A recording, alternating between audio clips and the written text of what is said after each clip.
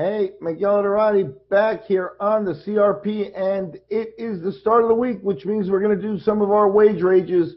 We're going to review the odds for boxing at the end of the week, and when we hit Friday, April 12th, we are going to be watching ESPN boxing from the Staples Center in Los Angeles, and we've got the return of Vasyl Lomachenko. So, you know, when you got one of the top pound-for-pound guys in the world, most people think he's number one. I'm a Crawford fan myself, but Lomachenko, 1 or 2 on everybody's lists, and pretty much rightfully so. 12-1, lightweight champion, and he's defending his belt against Anthony Crolla. Crolla, 34-6, a veteran out of Britain, best known for his recent series of fights with Jorge Linares. He got a second fight with Linares after a good showing in the first one. Good showing in a loss. He may think he won. He may think there was a draw there or something. He lost. He lobbied for a second fight, and he lost again against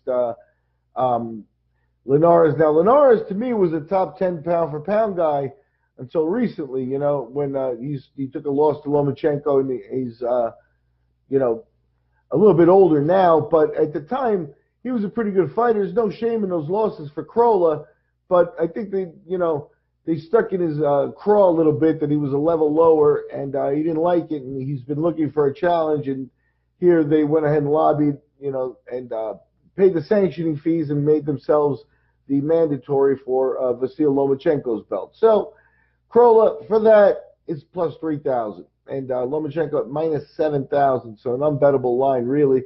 Money should come in on Crolla. I mean, I guess, some of the British fans and things may come in just because it's plus 3,000. It means you're going to win $3,000 if you bet $100 on it. So the over-under is 9.5, with the over at plus 225 and the under minus 265. So they expect the fight to go the distance, I guess.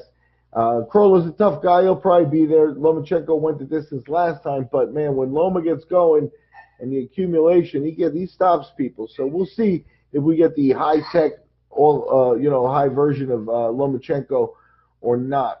The other fight on the card that's interesting, El Zurdo, Gilberto Ramirez, moving up to the light heavyweight division. So getting a little bit of a showcase here. He's a huge favorite also, minus 5,000.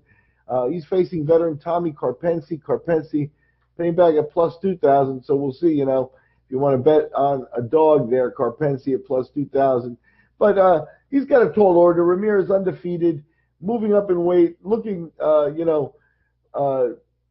to spread his name out and get the competition going and stuff. And now he's in a weight class with, the likes of Sergey Kovalev and Dmitry Bivol, et cetera, et cetera. So Ramirez making the move on ESPN this Friday.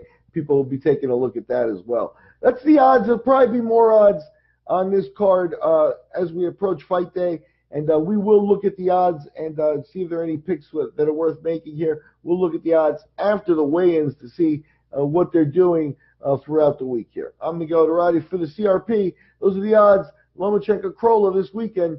Lomachenko expected to be in a showcase fight.